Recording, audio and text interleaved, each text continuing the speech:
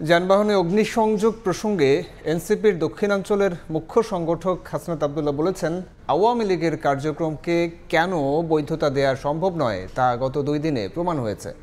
আইনশৃঙ্খলা বাহিনী সুসংহত না হলে সুষ্ঠু নির্বাচন করা সম্ভব নয় বলে মন্তব্য করেন তিনি। সকালে নারায়ণগঞ্জে দলের জেলা ও মহানগর কার্যালয় উদ্বোধনী অনুষ্ঠান শেষে হাসনাত আবদুল্লাহ আরও বলেন, সংস্কারের বিপক্ষে অবস্থান নেওয়া কোনো দলের সঙ্গে জোট করবে না তারা। সংস্কারের পক্ষের শক্তিগুলো যদি আমাদের সাথে আসতে চায়, তাদেরকে সাথে নিয়ে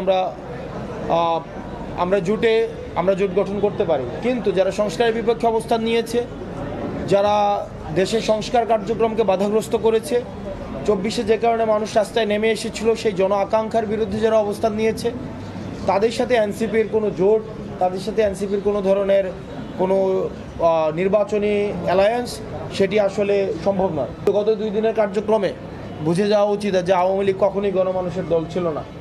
এই যে আগুন, সন্ত্রাস, জ্বালা পোড়াও, এগুলো কারা করেছিল অতীতে এবং বর্তমানে কারা করেছে, এটি সুস্পষ্ট হয়ে গিয়েছে গত 2 দিনের কার্যক্রমে।